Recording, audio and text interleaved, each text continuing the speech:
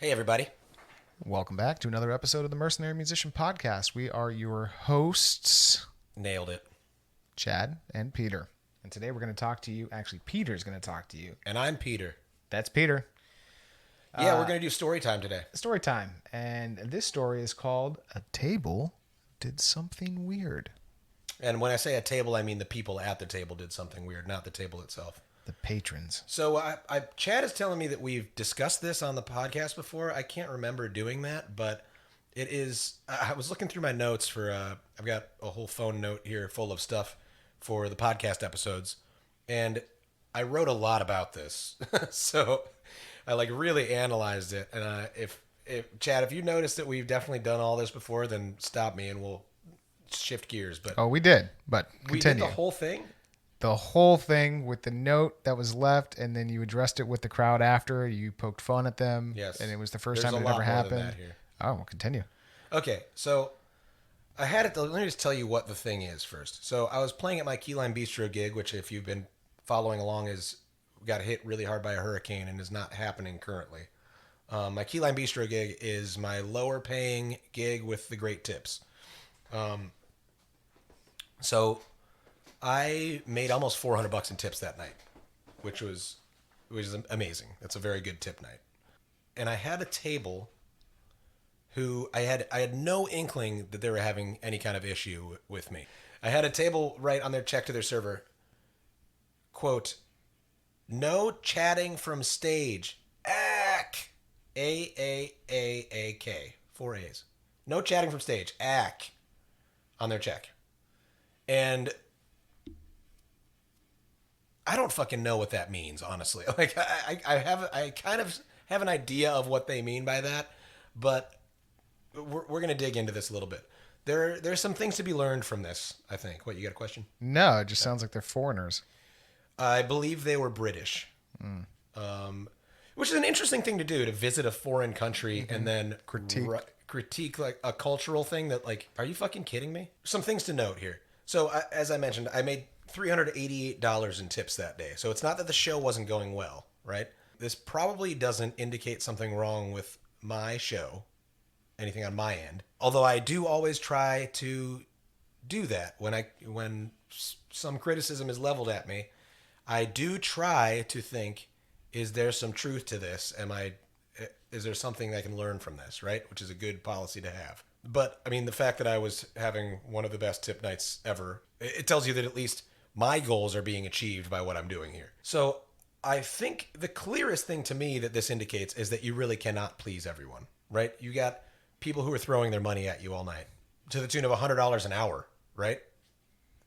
That in addition to what the bar is paying you to be there, right? You got people throwing their money at you to do what you're doing, and somebody in that very same crowd believes that something is going wrong with what you're doing, that you're doing a bad job, right? Even given that this kind of job, and we talked about this before, the bar gig thing is aimed at a broad spectrum of people. It's not aimed like my solo original stuff is, Peter in the End, by the way, check it out. It's not aimed at a specific crowd of people. Like, for instance, my music is aimed at people who like a particular style, maybe like a folk kind of sensibility style, but with kind of happy sounding but dark and like dark lyrics, right? It's got a kind of a specific flavor to it, and I'm looking for a small crowd of very dedicated fans for that music. That's not what I'm doing with the bar gig stuff. I'm looking for a broad spectrum group of fans. So I'm playing all different kinds of covers. I'm making all different kinds of jokes, different like levels of joke, but also accounting for the fact that there are going to be kids in the crowd. Like that, it's that kind of thing, right? It's more of a pop sensibility than a like prog sensibility, so to speak. So anyway, even given that this job is aimed at a broad spectrum, some people are going to go, "Oh fuck, a person with a microphone. I wish this was the radio, and I wish it was just turned down. And as a matter of fact, I just wish I was fucking at home right now." Like there are going to be people in the crowd who are like that, and I don't want to generalize, but they're going to generally be older people, which it happens as you get older. Your world gets a little smaller, and to the point where one day you're just confined to your chair, And I understand to the degree that a 32-year-old can't understand that how that could hurt and what that could do to you. So that is a true tangent. So people are going to not like what you're doing. Period. That's just part of the thing. And that's one lesson to take away from this. They're not all going to passive aggressively leave shitty little notes like that. But that's the first one you've had in 8 years. The first one, I've had one other thing happen like this actually, where a server came up to me and looked so embarrassed. He was like he was like thinking like, should I just not do this? And a table had written a note and they said, give it to me while I was playing, that said, why are you playing church music? I was playing Hallelujah by Leonard Cohen. And I'm just like, these fucking uncultured swine. Exactly. Seriously, there's no other term for it. And not only that, but to be like, I'm going to put my server on the fucking hook for like, these people were shitheads. These people were shitheads. And this was earlier on in my career, so I didn't have the fortitude to stop the show and address them. I would definitely call them out now. Time to read a note. I'd fucking humiliate those people. And they deserve it too, you know? Yeah. Were they British? I have no idea. They were never revealed to me. They were like cowards. Anyway, I'm like certain they were American, honestly. I'm like quite certain they're American. Anyway, so there are going to be people, no matter how good you are or how appropriate to the venue you are, eventually a gig will have at least a person in it, more likely a whole table in it, who's just like, oh my God, stop. I wish you weren't here. Why do they do this? And it's I think the most amazing thing to me about it is these people can often sit in a room full of enthusiastic crowd members, full of people who are pulling out $20 bills to give to you, full of people who are joking and laughing with you and requesting things that they're getting fulfilled with you and having a great time. And they'll be like, I can't believe there's music here. Mm-hmm. I don't get it. What is wrong with all these people? It's like, fucking look around at you. Yeah. I'm making this business money, you stupid fuck. Yeah. Like, it's not even that they're stupid. It's just that they're so self-centered and so attuned to what's going on in their head and their lives that they can't just fucking look around and take a social cue and be like, oh, I'm the weird one here. Mm-hmm. Maybe I should just shut the fuck up or leave. Mm-hmm. Go back to your chair. And yeah, it's amazing. It's kind of related to like the carpet bagging thing. And it's telling that these were British people, that it's that type of mentality. And Americans will do this abroad too, where they go somewhere and they expect the fucking world around them to conform to what they think it should be. And it's like, that is not how you fucking travel. I mean, that's why you got a British person traveling to Fort Myers, honestly. You live in England and the first place you can think to go is fucking Southwest Florida. We have nice beaches, but there are fucking nice beaches in Greece. There are very cool places 2-3 hour flights from you in the UK. You should visit those first. Okay, that was another tangent. But you see what I mean? It's like the type of person who's going to fly across the Atlantic Ocean to go to Southwest Florida is like the British Karen. The British Karen. That's exactly right. We got to come up with a better name for her. I mean, Karen works. Karen. Yeah, Karen. Okay, so Sharon. Thing number one to take away from this valuable lesson is you can't please everyone. Thing number two. All right. Even if I'd have gotten their criticism in a timely manner and changed my show, what that would have done is probably not even placate them. It probably wouldn't result in them tipping me, deciding to change their mind. Oh, now I value what this guy does because he's not chatting as much as I think he should be. Here's money for. They don't see the value in what you're doing. These people are not there for you, and trying to please them is never going to help your show. Continue trying to please the people who are tipping you $388. Continue doing what you're doing. Continue with what is working. There are going to be naysayers all over the place. People suck sometimes. Trolls. There are trolls. There are not even just trolls, but there are like people who are genuinely jealous of what you're trying to do. There are people who are threatened by the fact that you're going for something that they don't have the courage to go for. Hurt people hurt people. Yeah, that's right. Hurt people hurt people. And that's another, it's a good way to approach this is, I'm calling these people stupid assholes, and, on some level they deserve to be called things like that when they act like this. But really, it's better to have empathy for people in the big picture. When you zoom all the way out, So yeah, man, these people, it looks fucking hard to be those people or that person. I don't want to group the whole table. Maybe it was just one person, but it looks difficult. Guilty by association. It looks difficult to live like that. I'm gonna go out to a restaurant. We're having a good time on the beach. We're literally out to eat on vacation, and I got something to bitch about. I mean, come on, right? It looks sad and difficult to live that way. I don't want to be. I'm lucky that I'm not like that. Thank you. And just like kind of feeling that can be a helpful way to get past it. But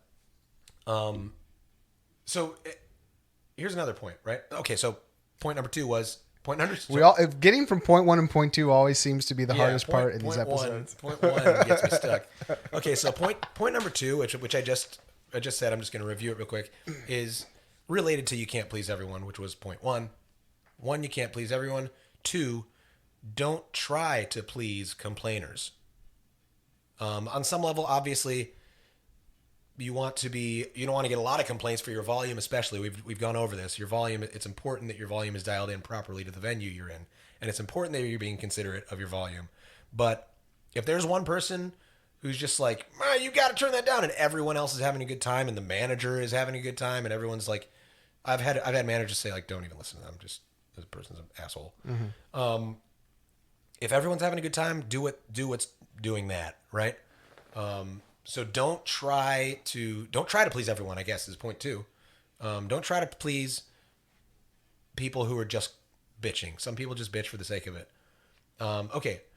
Point number 3. This is kind of interesting, I thought. Even given that a lot of people will quietly in their head think, oh my God, I wish this guy wasn't here. Very few will actually heckle, right? Most people will go, wow, this isn't really my thing. I'm just going to finish eating and get out of here. Or ask for a different table or something. That happens fairly often. People get sat right in front of the music and they go, ooh, actually, this is kind of, can we go somewhere else? And sounds like every story you've told in the past about a heckler, they've pretty much always been inebriated. Yes, that's very true. Sober people generally do not heckle. I've actually never seen it. So very few people would actually heckle, and I think even fewer people would take the absolutely nonsensical action of writing a passive-aggressive note on their waiter's copy of the bill. Like this literally, this makes no sense. Like, what was their goal? It was, I don't know. Did they?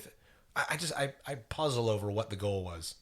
It was just to shriek into the void. It was just, yeah. It was just I'm upset and I need somebody. I think it was just to be heard, right? And I think a lot of times a server wouldn't even show you this. It'd just like kind of get crumpled up and thrown in the garbage. But they were just like, Peter, this is so fucking weird.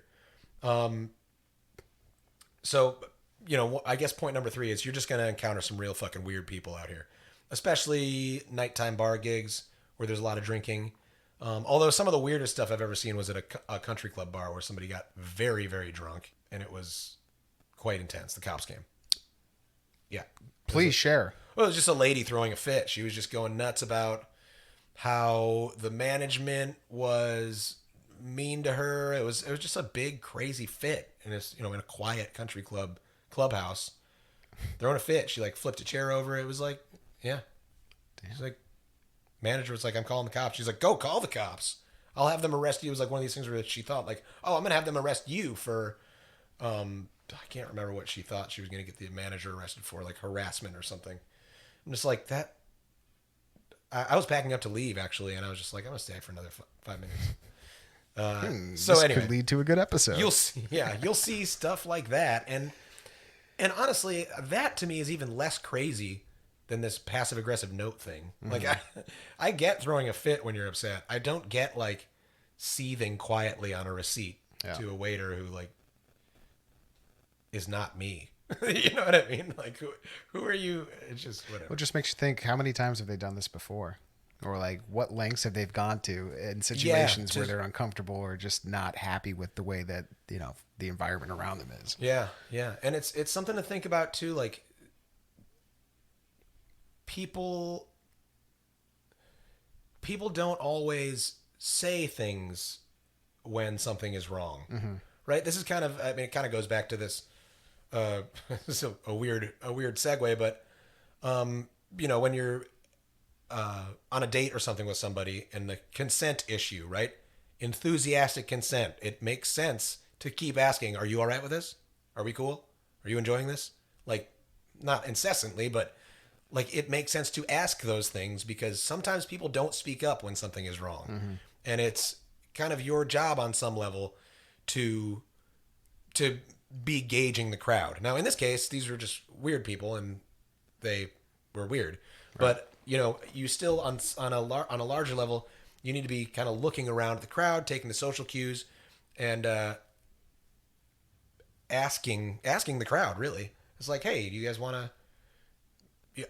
I'll do things like, hey, if this is too loud, let me know. I'll turn down. Am I talking too much? Yeah. Am I talking too much? Because this one time, anybody out there writing any letters with eek on it? Yeah, right. Okay, and so another point here. Make friends with your servers. Make friends with the people you work with because this letter was shown to me because this server knows and likes me. And was like, oh, me and Peter are going to laugh about this together. That type of thing could turn into, oh, I actually hate Peter. I'm going to show this to the manager and be like, look, this is like not working. Get him out of here. Yeah. And that probably wouldn't work because I've got so much else going for me at that gig. But if you're just starting out, if that server is very well respected and you're new, if they're just testing out live music, they're just like, look, our patrons don't like this, like that could hurt, right? Yeah. So make they're friends. Out there. Yeah, make friends with your bartenders and servers. Also, absolutely everything is ammo for your show, right? For your talking with the crowd. I absolutely roasted the fuck out of these people with the help of the crowd on the following set. Although the culprit had left already, it was still fun to be like, what the hell? Listen to what these people did. Make fun of these people with me. And like, yeah, me and the crowd had a great time with it. It was comedy ammo. Brought us together. Where I was like, look at this. And I pulled the thing out. Like I made a big show of like unrolling it like a scroll. And that's fitting. British.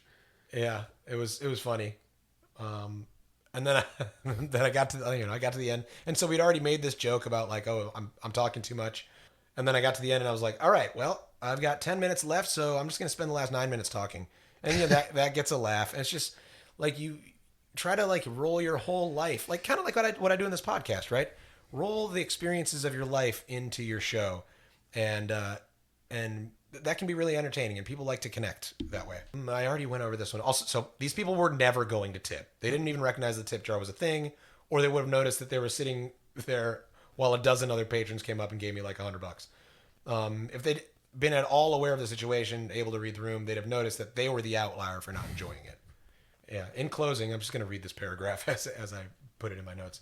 I'm not at all sure what this person's goal was. Sometimes a person just wants to be heard. I didn't notice anything weird about the table, although I did notice the kid say thank you to me on the way out, and an old man at the table tell a younger man that I'm very good. So that's interesting. I didn't remember that. It's very unusual for someone to sit where they were sat. They were the front table, very close, and not give a tip at all. So I did note that, but they didn't give me any noticeably nasty looks. Whoever wrote that note is probably just a tough person to live with, if I were to guess. And I'll also note that the tip was appropriate, but on the short side. The tip for the table, about 18%, not a sign of a generous and open mindset. 18% is an okay tip. It's like anything lower and people start going like, well, that's a small tip. Mm-hmm. So anyway, those are my insights from this weird situation. You heard it here first. Is that your catchphrase now? I think so. All right, cool. Yeah. I like it. All right, folks. Well, that's another episode. We're wrapping up story time today with Peter. Make sure you check out Peter in the End and catch us next week for another live episode. Not live. Not live. Pre-recorded. Of the Mercenary Musician Podcast. Thank you.